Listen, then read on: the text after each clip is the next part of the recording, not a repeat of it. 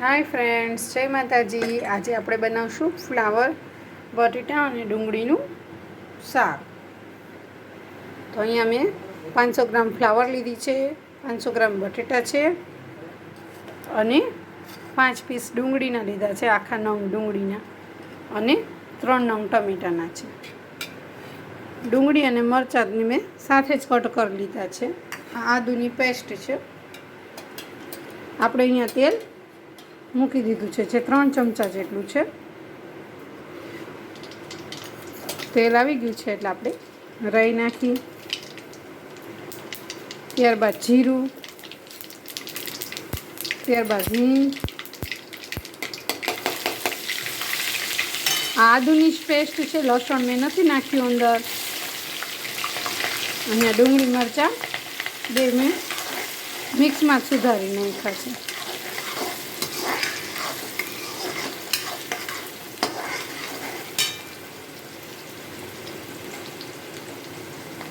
ત્યારબાદ આપણે આ ફ્લાવર કટ કરેલું નાખી દઈશું.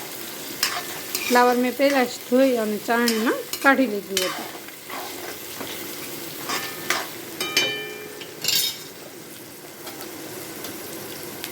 હળદર આ થોડુંક છે એમાં જ આપણે નાખીએ એટલે હલાવવામાં વાંધો ન આવે.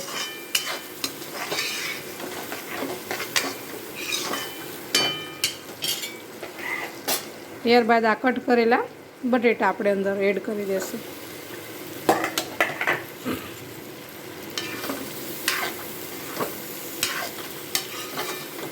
હવે એને આપણે સારી રીતે હલાવી લઈશું.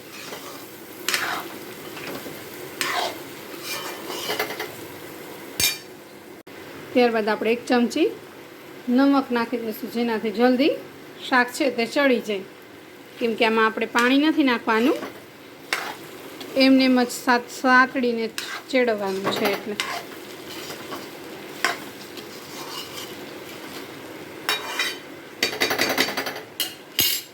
હવે આપણે એને થાળી ઢાંકી દઈશું.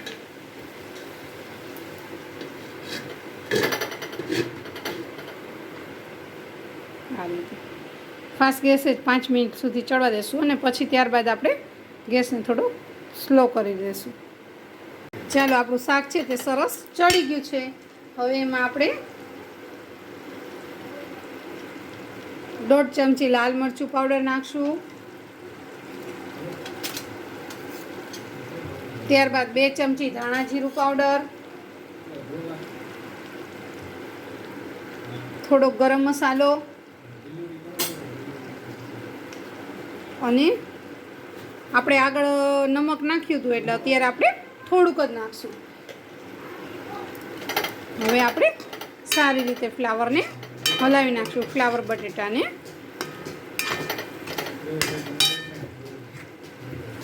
ત્યારબાદ આ ટમેટા કટ કરેલા આપણે એડ કરશું.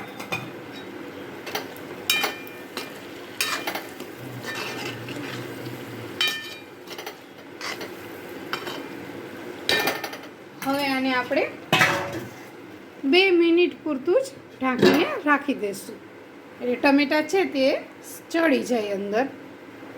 તો આપણા ટમેટા છે તે આપણે જોઈ લઈએ ચડી ગયા છે કે નહીં.